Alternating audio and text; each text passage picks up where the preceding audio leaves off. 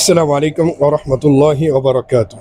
إن الحمد لله نحمده ونستعينه ونستغفره ونؤمن به ونتوكل عليه ونعوذ بالله من شرور أنفسنا ومن سيئات أعمالنا.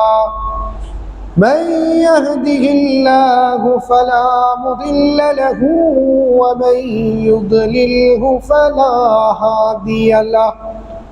ونشهد أن لا إله إلا الله وحده لا شريك له. ونشهد أن سيدنا ومولانا محمدا عبده ورسوله صلى الله تعالى عليه وعلى آله وأصحابه وبارك وسلم تسليما كثيرا. أما بعد فقد قال الله تبارك وتعالى في كلامه المجيد وفي فرقانه الحميد. আমরা সকলেই পড়ি أعوذ بالله من الشيطان الرجيم بسم الله الرحمن الرحيم. يا أيها الذين آمنوا اتقوا الله حق تقاته ولا تموتن إلا وأنتم مسلمون. وقال النبي صلى الله عليه وسلم أكثروا ذكر هادم اللذات يعني الموت. رواه الترمذي أو كما قال عليه الصلاة والسلام. آمنت بالله صدق الله مولانا العظيم وصدق رسوله النبي الكريم ونحن على ذلك من الشاهدين والشاكرين والحمد لله رب العالمين. وقال الله تعالى في شان حبيبه إن الله وملائكته يصلون على النبي يا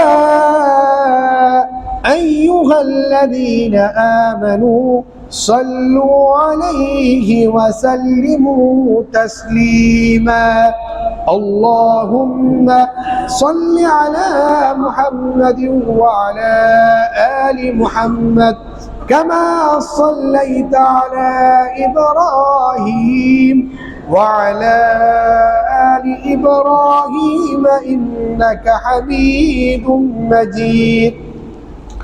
اللهم بارك على محمد وعلى آل محمد كما باركت على إبراهيم وعلى آل إبراهيم إنك حميد مجيد. কয়েকবার এই দোয়াটা পড়ে নেই।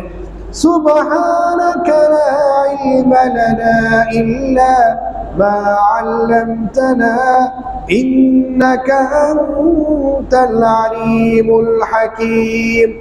سبحانك لا علم لنا إلا ما علمتنا إنك أنت العليم الحكيم. سبحانك لا علم لنا إلا ما علمتنا إنك أنت العليم الحكيم.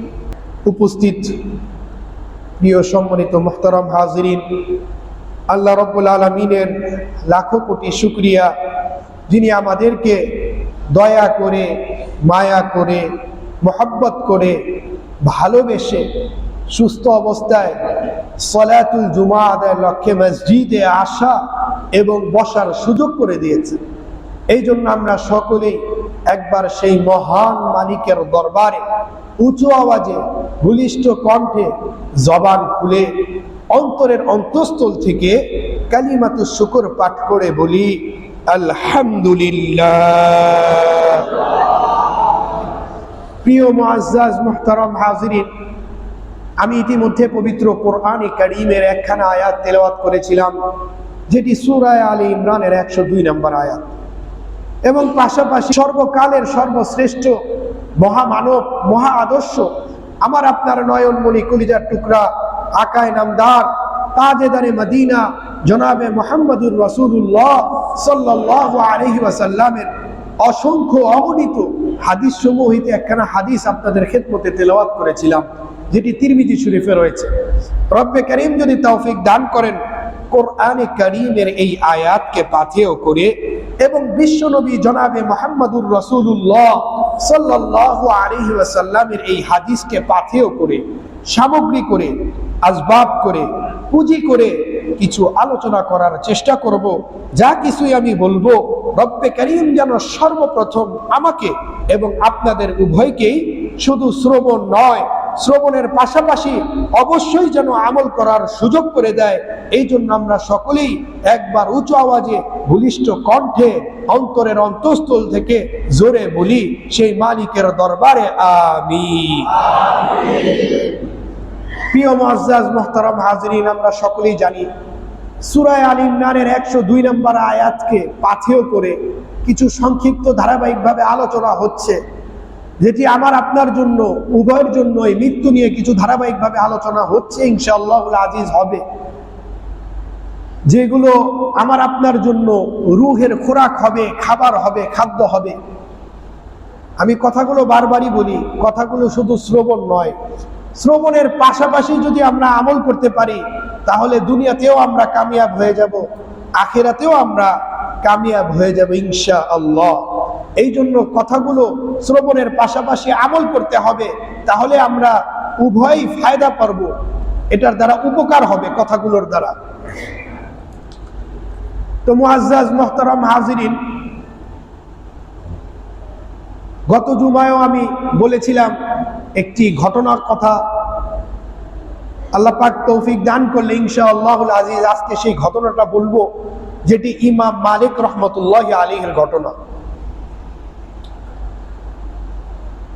আমরা সকলেই জানি আমার মুহতারাম হাজিরিন, জীবন মৃত্যু কার হাতে? আমার মালিকের হাতে, কুদরতি হাতে। কার কখন মৃত্যু হবে, কে কখন দুনিয়া থেকে বিদায় নিবে, কোন সময়, কোন মিনিট, কোন সেকেন্ড, কোন মাস, কোন সপ্তাহ, কোন বছরে, এটা একমাত্র কে জানে? আরো জোরে বলি, কে? আমার মালিক জানে, আমার আল্লাহ জানে। দুনিয়ার এমন কোনো ব্যক্তি নেই যে মৃত্যু সম্পর্কে সে জানতে পারে কখন হবে। এই জন্য যেহেতু আমাদের সময় জানা নেই, যে কোনো সময় মালিকের ডাক আসলে আমরা চলে যেতে পারি, এই জন্য আমাদের যাওয়ার সময়টা যেন ভালো হয়। আর যাওয়ার সময়টা আমরা কিভাবে ভালো করব? নেক আমলের মাধ্যমে, ভালো ভালো কাজ করার মাধ্যমে। এই জন্য সময় বড়ই দামি জিনিস। এই সময়টা যেন একটা বড় পুঁজি, এই পুঁজিটাকে যেন আমরা হেলায় খেলায় নষ্ট না করে দেই, না হলে আফসোস করতে হবে। ওই সময় যদি আমরা হাজারো আফসোস করি, হাজারো কান্নাকাটি করি, আমাদের কোনো সুযোগ দেওয়া হবে না। এই জন্য সময় থাকতে সময়ের কদর করা চাই, সময়ের মূল্যায়ন করা চাই। যারা সময়ের কদর করে, যারা সময়ের মূল্যায়ন করে, তারাই সাকসেস হয়ে যায়, দুনিয়াতেও তারা সফল হয়ে যায়, আখিরাতেও তারা সফল হয়ে যায়। যারা সময়টাকে হেলায় খেলায় শেষ করে দেয়, কদর করে না, তারা দুনিয়াতেও বিফল হয়, আখিরাতেও মহাশাস্তি নাউজুবিল্লাহি মিন যালিক তার অপেক্ষায় অপেক্ষমান থাকে, নাউজুবিল্লাহ। তো আমার মুহতারাম হাজিরিন, জীবন মৃত্যু তো আমার মালিকের হাতে, কুদরতি হাতে। কে কখন মারা যায় এটি একমাত্র আমার মালিকই জানে, আমার আল্লাহই জানে। অনেক সময় দেখা যায় এমন রোগী মৃত্যুবরণ করবে, আল্লাহ রাব্বুল আলামিন তার হায়াতকে বৃদ্ধি করে দেয়, ফলে দেখা যায় সে সুস্থ হয়ে যায়, সুবহানাল্লাহ। আবার অনেকে দেখা যায় সুস্থ, কোনো রোগ নেই, কোনো কিছু নাই, হঠাৎ করে সে ইন্তেকাল করছে। হাসপাতাল থেকে ফেরত রোগী, ডাক্তাররা বলে দেয় সম্ভবত আর মনে হয় বাঁচবে না, কিন্তু দেখা যায় সে পরিপূর্ণ সুস্থ হয়ে যায়। ক্যান্সারের মতো রোগও দেখা যায় অনেক সময় ভালো হয়ে যায়। সুবহানাল্লাহ। আল্লাহ রাব্বুল আলামিন তার হায়াতকে বৃদ্ধি করে দিয়েছে। তো এই জন্য আমার মুহতারাম হাজরিন, একটি ঘটনা যেটি রয়েছে, এক ব্যক্তির ক্যান্সারের রোগ হয়েছিল, ময়মনসিংহের মুক্তাগাছায় তার বাড়ি ছিল। কিতাবে পাওয়া যায় আল্লাহর এই বান্দা ক্যান্সারের রোগ হয়েছিল, হাসপাতাল থেকে ফেরত রোগী, কিন্তু এই ক্যান্সারের রোগ নিয়েই সেই আল্লাহর বান্দা বাইতুল্লাহ গিয়েছে সুবহানাল্লাহ, হজ করতে। তো হজে যখন গিয়েছে, ময়মনসিংহের একজন প্রসিদ্ধ আলেম আব্দুর রহমান হাফিজি হুজুর দামাত বারাকাতুহুম, সেই আলেমও ছিলেন সেই হজে। তো সেই আলেম, প্রসিদ্ধ আলেম, তাকে বলে, আল্লাহর বান্দা, আপনি এই ক্যান্সারের রোগ নিয়ে আপনি আসছেন হজে বাইতুল্লাহ, জমজমের পানিটা শেফার নিয়তে আপনি পান করেন, ইনশাআল্লাহ আশা করা যায় আল্লাহ রাব্বুল আলামিন এই জমজমের পানির বরকতে আপনার এই ক্যান্সারের মতো বিরাট রোগ থেকে শেফা দিবে। সুবহানাল্লাহ। তখন ওই আল্লাহর বান্দা, যে ময়মনসিংহের মুক্তাগাছে বাড়ি, সে আল্লাহর বান্দা জমজমের পানিটা নিয়ে বায়তুল্লাহকে সামনে রেখে, পবিত্র কাবাকে সামনে রেখে, আবেগ ভরা হৃদয়ে শেফার নিয়তে সেই জমজমের পানিটাকে পান করেছে। আল্লাহু আকবার। সেই জমজমের পানি পান করার পরে হজ যখন শেষ হয়েছে, হজ থেকে যখন সে প্রত্যাবর্তন করেছে, ক্যান্সারের রোগ তার ভালো হয়ে গিয়েছে। সুবহানাল্লাহ। আল্লাহ রাব্বুল আলামিনের কাছে, আমার মালিকের কাছে, আমার রবের কাছে অসম্ভব কোনো শব্দ বলতে নেই। সুবহানাল্লাহ। এই জন্য আমার মুহতারাম হাজিরিন, কার কখন মৃত্যু আসে, কার কখন ডাক আসে, কে কখন চলে যায়, এটা একমাত্র আমার মালিক জানে। এই জন্য মৃত্যুর আগে মৃত্যুর প্রস্তুতি নেওয়া চাই। এমনও অনেক যুবক রয়েছে, শক্তিশালী যুবক, কোনো রোগ নেই, ঠিক কোনো সমস্যা নেই, 25 বছরের যুবক, 30 বছরের যুবক, 35 বছরের যুবক, কোনো রোগ নেই, সবকিছু ঠিক, শক্তিশালী যুবক, হঠাৎ একদিন দুনিয়া থেকে চলে গিয়েছে। আবার এমনও রয়েছে 80 বছরের বৃদ্ধ বাবা, 70 বছরের বৃদ্ধ বাবা, 75 বছরের বৃদ্ধ বাবা, বয়সের ভারী কুচু হয়ে গিয়েছে, কিন্তু আলহামদুলিল্লাহ খুব সুন্দর চলাফেরা করছে, কোনো রোগ নেই, কোনো কিছু নেই, লাঠিতে ভর করেও হাঁটতে হয় না, লাঠিও নেই। আল্লাহ রাব্বুল আলামিন তিনার হায়াতকে বৃদ্ধি করে দিয়েছে। সুবহানাল্লাহ। এই জন্য বিশেষ করে যুবক ভাইরা, আমরা যেন এটা না মনে করি 70 বছর বাঁচবো, 80 বছর বাঁচবো, বুড়ো হলে তারপরে ধর্মকর্ম করব, এমন যেন নিয়ত না থাকে। এমনও তো রয়েছে যাদের 35 বছর, যাদের 30 বছর, 25 বছরের যুবকরাও কবরের মধ্যে শুয়ে রয়েছে। এই বয়সের মধ্যে আল্লাহ রাব্বুল আলামিন আমাকে আপনাকে ইবাদত বন্দেগী করার যে সুযোগ করে দিয়েছে, এটা তো বড় একটা দামি একটা নিয়ামত, কদর করা চাই, মূল্যায়ন করা চাই। আমার এই বয়সের মধ্যে তো এমন অনেক ব্যক্তিরা রয়েছে কবরের মধ্যে শুয়ে রয়েছে। এই জন্য আমার মুহতারাম হাজিরিন, সময় থাকতে সময়ের কদর করা চাই, সময়ের মূল্যায়ন করা চাই। বড় বাপের মুহাদ্দিস ছিলেন হযরত ইমাম মালিক রাহমাতুল্লাহি আলাইহি, তিনার প্রসিদ্ধ কিতাবই রয়েছে মুওয়াত্তায়ে মালিক। তো ইমাম মালিক রাহমাতুল্লাহি আলাইহির ঘটনা, তো ইমাম মালিক রাহমাতুল্লাহি আলাইহি মক্কায় মুকাররমার মধ্যে 40 বছর তিনি ছিলেন। সুবহানাল্লাহ। 40 বছর থাকার পরে মসজিদে নববীতে তিনি হাদিসের দর্স দিতেন। সুবহানাল্লাহ। আল্লাহ, অনেক বড় মাপের বুজুর্গ ছিলেন। যুগ শ্রেষ্ঠ আলেম ছিলেন। তো ইমাম মালিক রহমাতুল্লাহ আলাই তিনি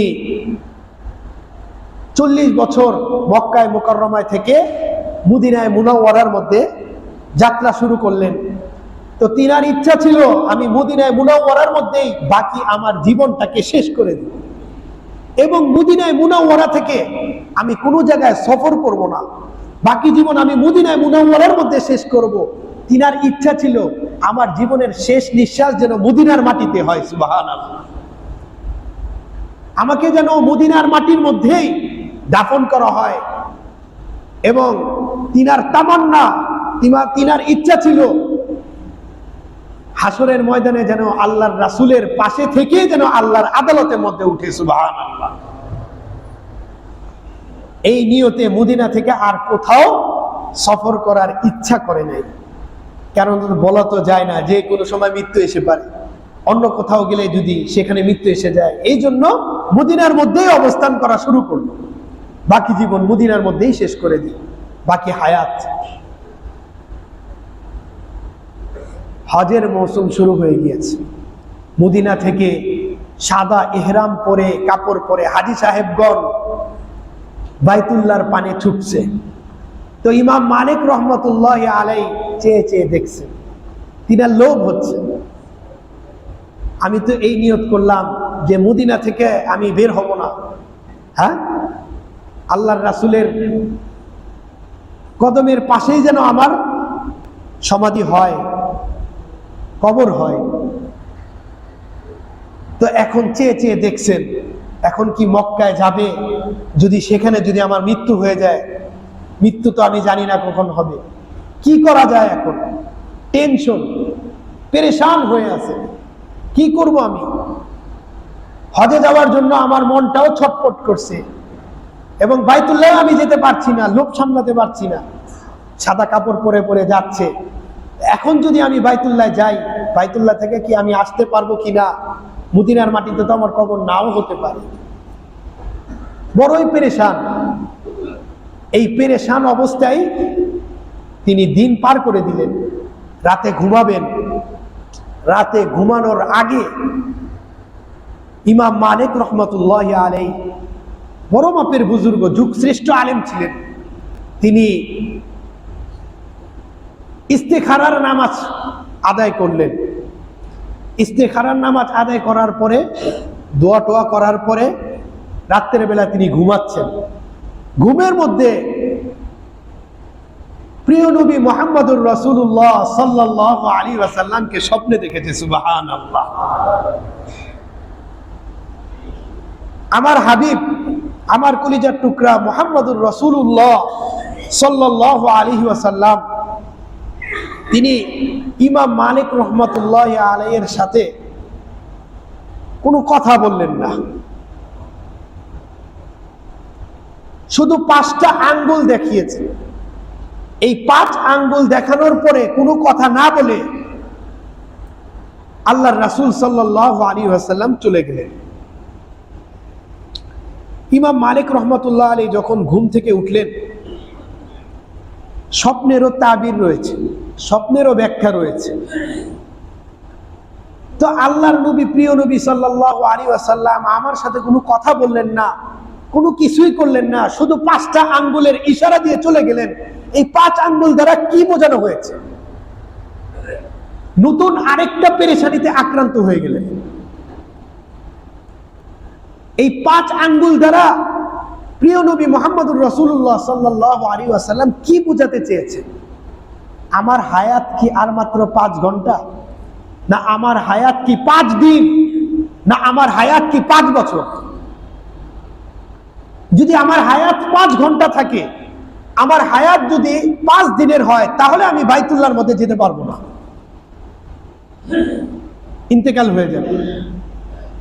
আর যদি আমার হায়াত যদি 5 বছর হয়ে থাকে, ইমাম মালিক রহমতুল্লাহ আলাইহি তিনি তো পেরেশান ছিলেন, কিন্তু তিনি এই নিয়ত করেছিলেন, আহা, আমার মৃত্যু কখন হবে, মৃত্যু সম্পর্কে যদি আমি জানতে পারতাম তাহলে কতই না ভালো হতো। এই আশা নিয়েই রাতের বেলা ইস্তেখারা নামাজ আদায় করার পরে ঘুমিয়েছিলেন, আর স্বপ্নের মধ্যে আল্লাহর নবীর সাক্ষাৎ হয়েছে। সুবহানাল্লাহ। তো আল্লাহর নবী ইমাম মালিক রহমতুল্লাহ আলাইহিকে কোনো কথা বলেন নাই, কোনো কিছু বলেন নাই, শুধু 5 আঙ্গুল দ্বারা ইশারা দেখিয়ে ইশারা করে চলে গিয়েছে। তো ইমাম মালিক রহমতুল্লাহ আলাইহি বলতে লাগলেন, এই 5 আঙ্গুল দ্বারা উদ্দেশ্য কি? মৃত্যু সম্পর্কে জানার জন্য আমি ইস্তেখারা করলাম। হ্যাঁ, এই 5 আঙ্গুল দ্বারা কি হতে পারে? যদি 5 বছর হয়ে থাকে তাহলে তো আমি হজ করে আবার আসতে পারবো, এতে কোনো সমস্যা হবে না। নতুন এক পেরেশানিতে আক্রান্ত। তো ইমাম মালিক রহমতুল্লাহ আলাইহি তার যে খাদেম রয়েছে, তার এই খাদেমকে বলতে লাগলেন, খাদেম তুমি এক কাজ করো, স্বপ্ন সম্রাট, স্বপ্নের বাদশাহ, স্বপ্নর ব্যাখ্যা দেনেওয়ালার ইমাম, বড় ইমাম যিনি স্বপ্নের ব্যাখ্যা দিতেন, তিনার নাম হলো ইমাম ইবনে সিরিন রহমতুল্লাহ আলাইহি। সুবহানাল্লাহ।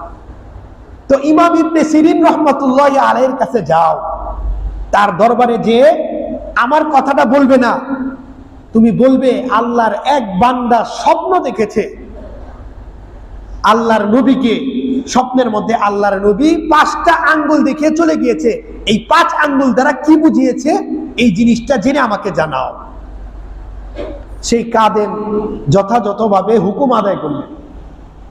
ইমাম ইবনে সিরিন রহমতুল্লাহ আলাইহির কাছে গেলেন।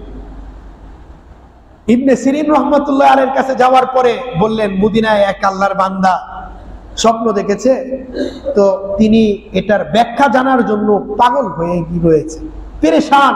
এর ব্যাখ্যা কি হতে পারে? আল্লাহর নবী কোনো কথা বলে নাই, 5টা আঙ্গুল দেখে চলে গিয়েছে, তো এই 5 আঙ্গুল দ্বারা কি হতে পারে? তিনি অনেক পেরেশান, তাবির জানার জন্য আপনি একটু বলেন। ইমাম ইবনে সিরিন রহমতুল্লাহ আলাইহি তিনি বলেন, আগে স্বপ্ন কে দেখেছে এটা বলতে হবে, এইটা যদি না বলা হয় স্বপ্নের ব্যাখ্যা আমি বলবো না। এই মদিনার মাটির মধ্যে আল্লাহর রাসূলকে একজনই স্বপ্ন দেখতে পারে, তিনি হলেন হযরত ইমাম মালিক রহমতুল্লাহ আলাইহি। সুবহানাল্লাহ। আমরা আরো জোরে বলি সুবহানাল্লাহ। তো এখন সেই খাদেম আবার প্রত্যাবর্তন করলো, ইমাম মালিক রহমতুল্লাহ আলাইহির কাছে গেছে। ইমাম মালিক রহমতুল্লাহ আলাইহির কাছে যাওয়ার পরে, যে হযরত আপনি তো আমাকে প্রেরণ করেছেন ইমাম ইবনে সিরিন রহমতুল্লাহর কাছে, কিন্তু তিনি বলেন ব্যক্তির নাম যদি না বলা হয়, ব্যক্তির পরিচয় যদি না দেওয়া হয়, তাহলে আমি স্বপ্নের ব্যাখ্যা বলবো না।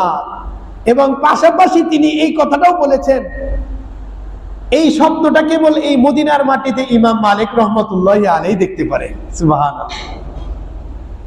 খাদেম ইবনে সিরিন রহমতুল্লাহ আলাইহির কাছে এই কথাটাও বলেছিল, আপনি যদি চান তাহলে ওই ব্যক্তির নাম আমি অন্বেষণ করার চেষ্টা করব, আশা দিয়েছিল। তো ইমাম মালিক রহমতুল্লাহ আলাইহি বলতে লাগলেন, জেনেই তো ফেলেছে সেই ব্যক্তিকে, আমি এটা তো জেনেই ফেলেছি, তো নাম লুকানোর আর কারণ কি? তুমি আমার নামটা বলে দাও, এবং স্বপ্নের ব্যাখ্যাটা কি, এই 5 আঙ্গুল দ্বারা কি ইশারা করা হয়েছে, 5 বছর 5 মিনিট, এটা আমার জানা দরকার। আমি পেরেশানিতে রয়েছি, এই পেরেশানিটা যেন ইমাম ইবনে সিরিন রহমতুল্লাহ আলাইহি দূর করে দেয়। তুমি এই ব্যাখ্যাটা জেনে আসো আর আমার নামটা তুমি বলে দাও। 5 ঘন্টা, 5 বছর, না 5 দিন? তো আবার গেলেন ইমাম ইবনে সিরিন রহমতুল্লাহ আলাইহির কাছে, স্বপ্ন সম্রাট, খুব সুন্দর ব্যাখ্যা দিতেন, স্বপ্নের ইমাম ছিলেন, স্বপ্ন ব্যাখ্যা দেওয়ার মধ্য হইতে তিনি এটার ইমাম ছিলেন, বড় পাণ্ডিত্য অর্জন করেছিলেন। তো ইমাম ইবনে সিরিন রহমতুল্লাহ আলাইহির কাছে যে খাদেম সাহেব বলতে লাগলেন, হযরত ইমাম মালিক রহমতুল্লাহ আলাইহি তিনি এই স্বপ্নটা দেখেছে। সুবহানাল্লাহ। প্রিয় নবী সাল্লাল্লাহু আলাইহি ওয়াসাল্লামকে। তো প্রিয় নবী সাল্লাল্লাহু আলাইহি ওয়াসাল্লাম 5টা আঙ্গুল দেখিয়েছেন, এই 5 আঙ্গুল দ্বারা কি বোঝাতে চেয়েছেন এই বিষয়টা জানার জন্য অনেক আগ্রহী এবং পেরেশানির মধ্যে রয়েছে, পেরেশানিতে লিপ্ত। তো ইমাম ইবনে সিরিন রহমাতুল্লাহি আলাইহি বলতে লাগলেন,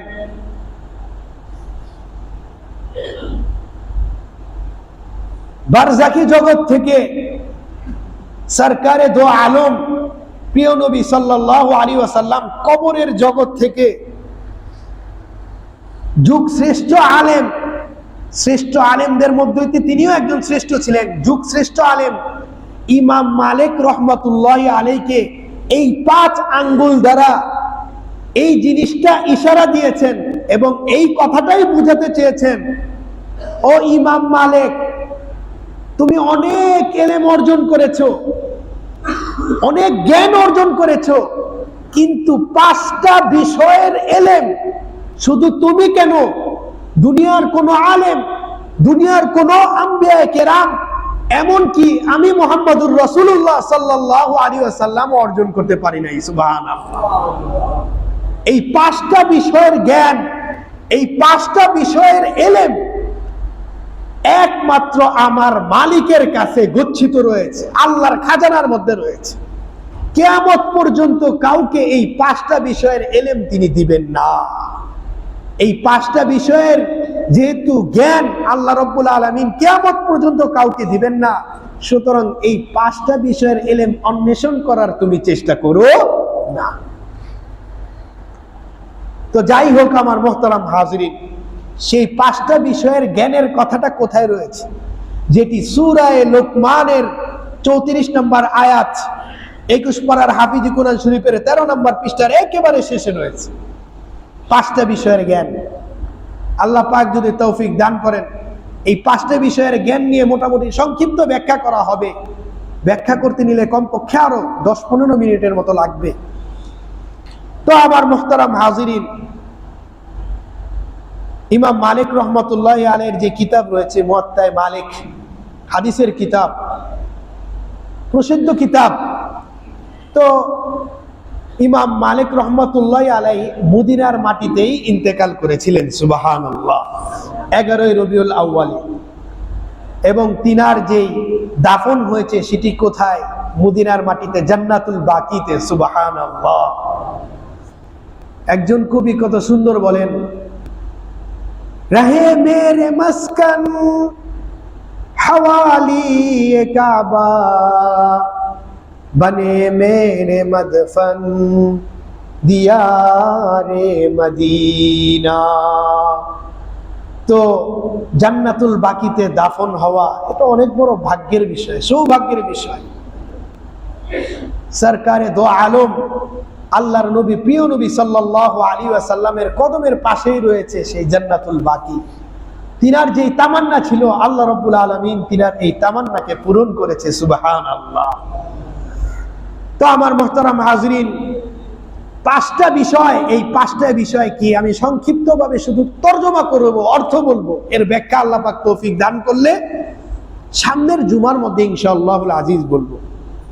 সেই 5টা ইলমের মধ্যে হইতে প্রথম যেই ইলম রয়েছে, প্রথম যে জ্ঞান রয়েছে, আমার আল্লাহ বলেন সূরা লোকমানের 34 নম্বর আয়াত, ইন্নাল্লাহা ইনদাহু ইলমুস সাআহ ওয়া ইউনাজ্জিলুল গায়স ওয়া ইয়ালামু মা ফিল আরহাম ওয়া মা তাদরি নাফসুন মাযা তাকসিবু গাদা ওয়া মা তাদরি নাফসুন বিআইয়ি আরদিন তামুত ইন্নাল্লাহা আলীমুন খাবীর।